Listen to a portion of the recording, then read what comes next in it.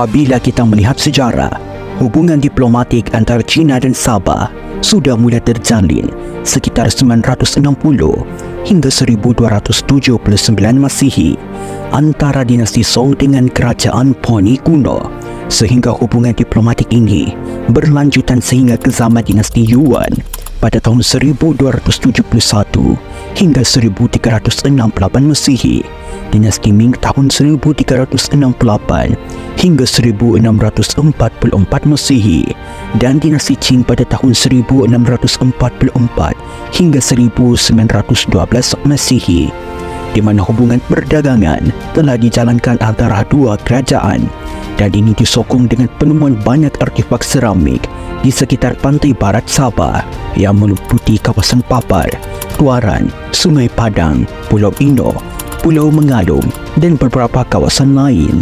Dan berdasarkan kajian yang telah dilakukan, seramik-seramik ini tidak hanya berasal dari China, tetapi turut meliputi beberapa negara Asia Tenggara dan Eropah.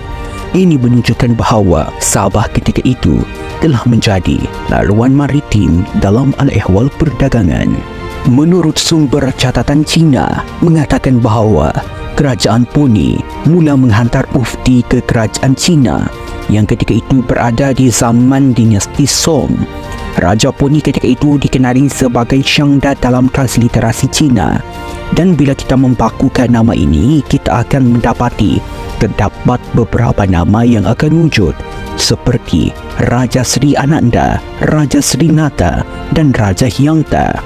Sebenarnya terdapat lagi beberapa Raja Poni yang lain yang turut tercatat dalam catatan Cina, seperti Raja Pinka Kaudinya yang merupakan raja pertama yang tercatat dalam sejarah Cina sekitar 518 Masihi, Raja Hulanapo Caryaka yang merupakan raja yang tercatat dalam dinasti Sui dan Tang, Raja Sri Maji yang turut tercatat dalam rekod Cina sekitar 1082 Masihi.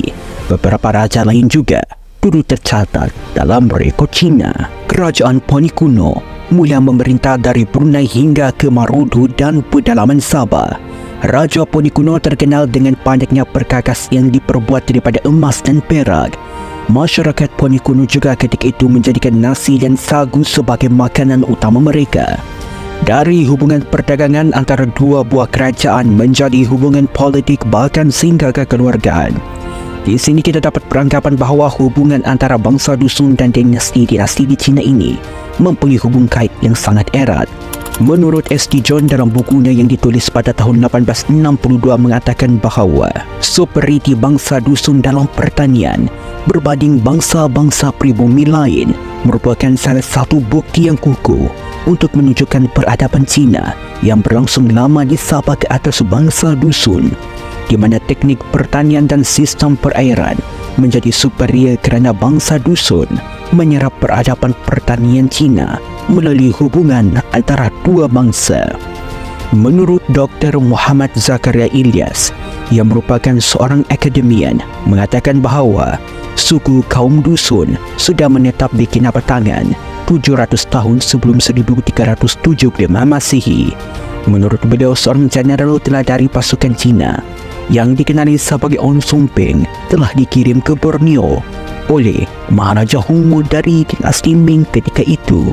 Bila kita menelusuri pelbagai sumber, pasti anda akan menjumpai pelbagai sumber yang berbeza-beza pendapat, tetapi pada dasarnya mereka menegaskan kepada perkara yang sama, iaitu mengenai hubungan bangsa Cina dan bangsa dusun. Walaupun demikian, menurut seorang penulis dari barat itu Howard mengatakan bahawa hubungan antara bangsa dusun dan Cina ini terkubur atau berakhir 200 tahun yang lalu, sekitar tahun 1720 ketika Eropah mula menguasai Cina.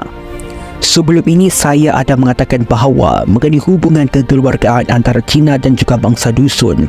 Menurut Howard, hubungan kekeluargaan ini mula wujud sejak zaman dinasti Yuan. Pada ketika itu, Mongol yang berada di bawah kepimpinan Kublai Khan dikatakan telah menyerang utara Borneo sekitar tahun 1292, dan akibat serangan tersebut, Sabah dan Sulu telah dijadikan sebagai provinsi. Walaupun demikian, tidak banyak sumber yang memperihalkan mengenai perkara ini. bahkan sangat sukar untuk mencari jurnal mahupun rujukan ilmiah lainnya untuk menyokong kenyataan tersebut.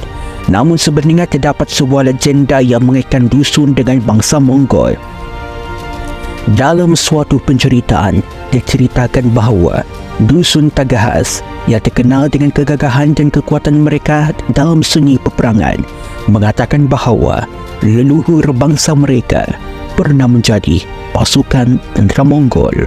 Oleh kerana sumber rujukan terbatas, saya tidak dapat memberikan penjelasan penuh mengenai hubungan kekeluargaan antara dusun dan Mongol. Walaupun topik perbahasan kita mengenai kerajaan Poni tidak sah sekiranya kita tidak membahaskan juga mengenai kerajaan Nunuk Ragang. Kerajaan ini menguasai kawasan Sungai Labuk, Sugut dan beberapa kawasan lain seperti Kinabatangan. Manakala di bahagian hilir Kinabatangan pula dipercayai wujudnya kerajaan Buludupi.